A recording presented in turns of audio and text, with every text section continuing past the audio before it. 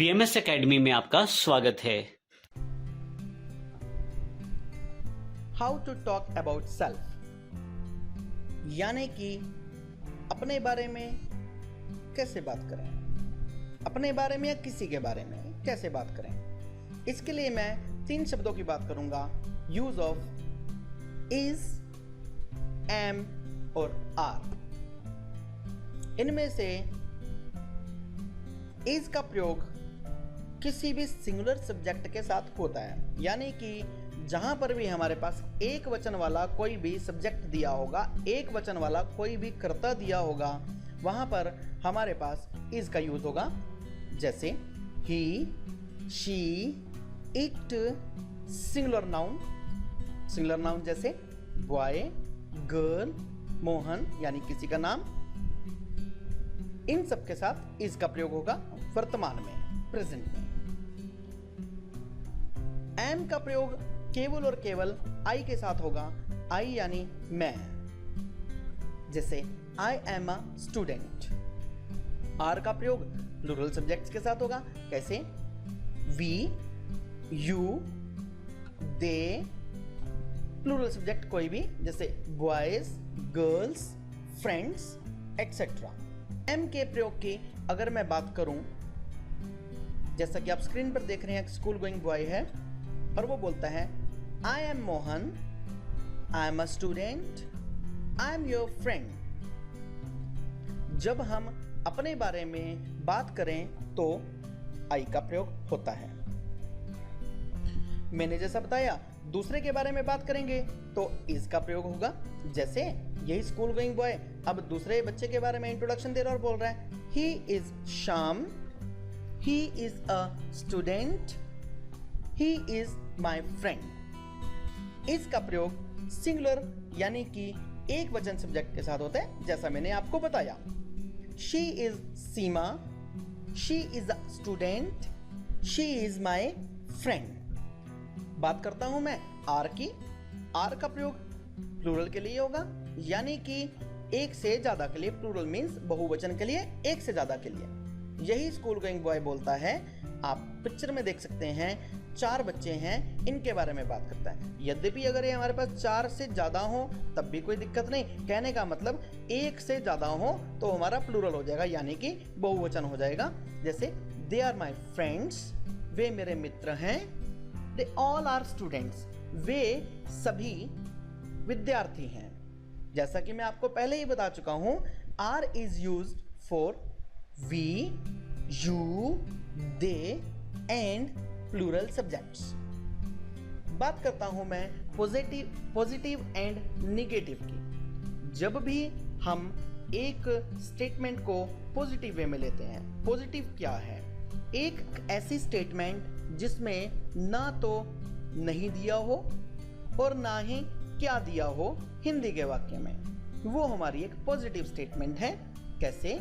जैसा कि आप स्क्रीन पर देख रहे हैं, आई एम अ टीचर। नेगेटिव बनाने के लिए हमने हेल्पिंग वर्ब के ठीक बाद आई एम यानी कि नॉट, उसके बाद आप दोबारा से फर्स्ट वाली लाइन देखिए, लिखा है अ टीचर, यानी कि पॉजिटिव में स्टेटमेंट थी आई एम अ टीचर, यानी कि मैं एक अध्यापक हूं, और नेगेटिव में हो गया आई एम नॉट अ टीचर। इसी प्रकार से ही इज अ स्टूडेंट, और नेगेटिव में यानी कि नकारात्मक वाक्य जिनमें नहीं का प्रयोग होता है कि he is not a student, वह एक विद्यार्थी नहीं है। She is an engineer, negative sense में she is not an engineer. It is a ball, it is not a ball, यह गेंद नहीं है। We are friends, we are not friends. You are advocate, तुम एक वकील हो।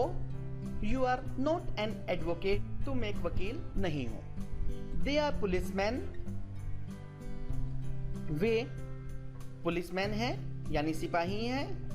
दे are not policeman. Interrogative and interrogative plus negative. जैसा कि मैंने आपको पहले बताया था, साधारण वाक्य वे वाक्य हैं जिनमें ना तो नहीं का प्रयोग होता है और ना ही क्या का प्रयोग होता है। ऐसे वाक्य हैं जिनमें नहीं का प्रयोग होता है वो हमारे नकारात्मक यानी कि निगेटिव सेंटेंसेस हुआ करते हैं, और ऐसे वाक्य हैं जिनमें क्या का प्रयोग होता है यानी कि किसी भी प्रकार का कोई भी प्रश्न पूछा जाता है वो हमारे इंट्रोगेटिव सेंटेंसेस हुआ करते हैं। इंट्रोगेटिव यानी प्रश्नवाचक वाक्य। अभी प्रश्नवाचक वाक्य के बारे में एक चीज मैं आपको और बता दूं कि प्रश्नवाचक वाक्य जो हम इन वाक्यों में और जो हम टेंसेस में डिस्कस करेंगे उन प्रश्नवाचक वाक्यों का उत्तर केवल और केवल हाँ में या ना में ही दिया जा सकता है। इनका आंसर यानी कि ऑब्जेक्टिव हो सकता है, वेरी शॉर्ट आंसर हाँ या ना में ही दिया जाएगा। इनका आंसर कभी भी सब्जेक्टिव यानी कि विस्तार में नहीं दिया जाएगा। इसी में हमारे पास एक ऑप्शन और आती है जिसको हम बोलते हैं इंट्रोगेटिव प्लस निगेटिव, यानी कि ऐसे वाक्य हैं जिनमें प्रश्न भी पूछा गया हो लेकिन प्रश्न के साथ नहीं का भी प्रयोग किया गया हो, उनको हम इंट्रोगेटिव प्लस निगेटिव बोलते हैं। कैसे? अभी हम कंपैरिजन करेंगे। पहले हमने कंपैरिजन किया साधारण वाक्यों का यानी सिंपल सेंटेंसेस का निगेटिव के साथ। अब हम कंपैरिजन करेंगे इंट्रोगेटिव का इंट्रोगेटिव प्लस निगेटिव के साथ। मैं दोबारा से एक बार आपको याद करा दूं, साधारण वाक्य है यानी सिंपल वाक्य है वो वाक्य है जिनके अंदर ना तो नहीं दिया हो हिंदी में और ना ही क्या दिया हो हिंदी के वाक्य में, वो हमारे साधारण वाक्य हैं। जिन वाक्यों में नहीं दिया हो वो हमारे निगेटिव सेंटेंसेस, जिन वाक्यों में यानी कि जिनके हिंदी के वाक्यों में क्या दिया हो वाक्य के शुरू में और अंत में प्रश्नवाचक चिन्ह दिया हो वो हमारे प्रश्नवाचक वाक्य है यानी कि इंट्रोगेटिव सेंटेंसेस। और ऐसे वाक्य हैं जिनके शुरू में क्या और जिनके बीच में नहीं दिया हो वो हमारे interrogative plus negative sentences. Negative sentences के बारे में एक चीज आपको और बताऊंगा। निगेटिव सेंटेंसेस में जैसा मैंने आपको पहले भी बताया कि हेल्पिंग वर्ब के तुरंत बाद नोट लगता है, यानी कि निगेटिव सेंटेंसेस में हेल्पिंग वर्ब कभी भी अकेली नहीं आती। हेल्पिंग वर्ब के तुरंत बाद हमारे पास नोट का प्रयोग करना जरूरी होता है। इंट्रोगेटिव में हमारे सेंटेंस की जो भी हेल्पिंग वर्ब है, हेल्पिंग वर्ब यानी कि इस पार्ट को, इस चैप्टर को जिसको हम कर रहे हैं, इसमें हमारे पास 3 हेल्पिंग वर्ब्स हैं, एक इज, एक एम और एक आर। इज का मतलब एक सिंगुलर के लिए यूज होना, एम का मतलब आई के लिए यूज होना और आर का मतलब प्लूरल यानी कि बहुवचन के लिए। सेंटेंस में जैसा हमने किया था आई एम अ टीचर, एक साधारण सेंटेंस था। मैं एक अध्यापक हूँ, मैं एक अध्यापक नहीं हूँ, आई am not a teacher, not लग गया था हेल्पिंग वर्ब के तुरंत बाद। इंट्रोगेटिव में यही हमारी हेल्पिंग वर्ब वाक्य के आरंभ में आ जाएगी। कैसे? एम आई अ टीचर, क्या मैं एक अध्यापक हूँ, क्योंकि हिंदी में हमारे पास प्रश्न पूछा गया क्या मैं एक अध्यापक हूँ, और जब इस चीज को वेरीफाई करना हो कि क्या मैं अध्यापक नहीं हूँ यानी कि क्या भी आ गया और नहीं भी आ गया, तो इसमें हमारे पास इंट्रोगेटिव प्लस नेगेटिव की ऑप्शन लगेगी।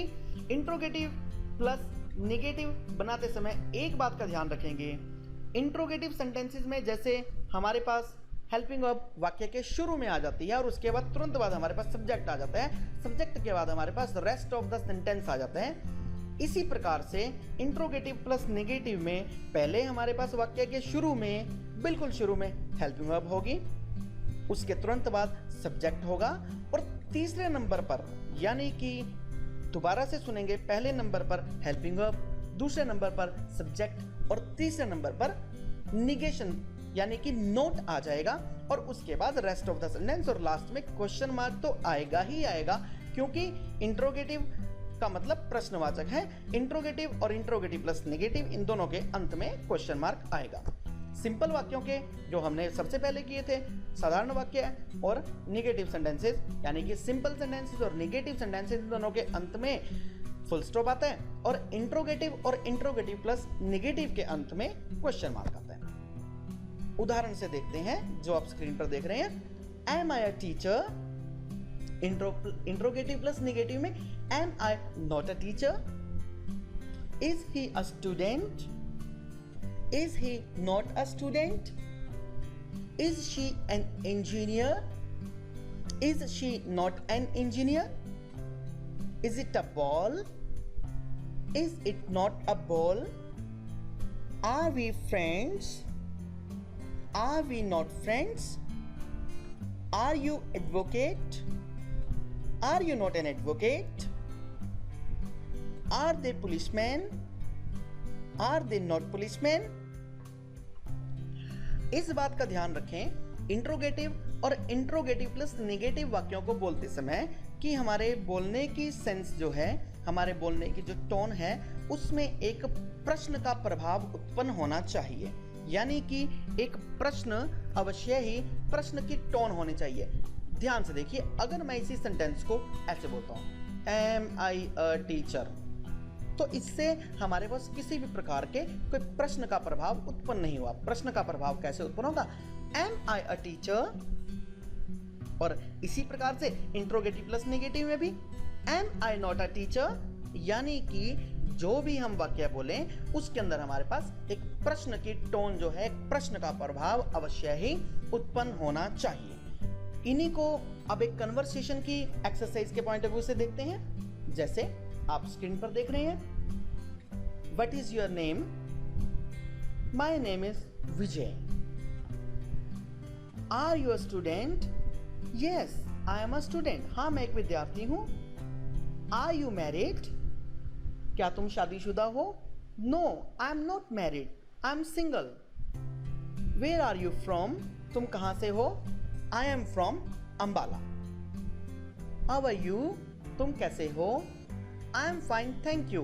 What about you? मैं ठीक हूं। आप अपने बारे में बताइए। I am also fine. Where is your mobile? My mobile is at home. What is the colour of your mobile? Is it white? No it is black. How are your parents? They are well. Where is your father?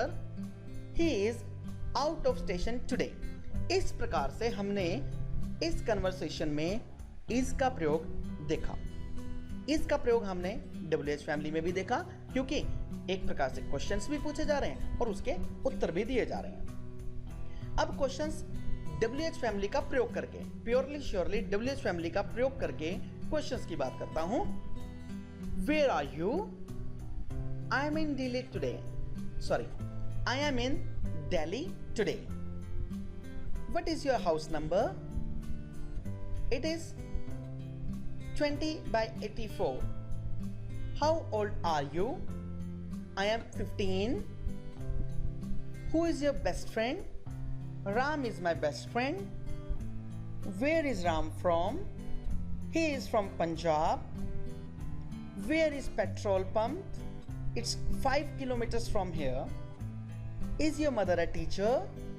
No, she is housewife. उपरोक्त वाक्य में एक चीज आप देखेंगे कि आई के तुरंत बाद अपोस्ट्रोफी लगा और उसमें एम लगा। इसका प्रयोग राइटिंग टास्क में किया जाता है।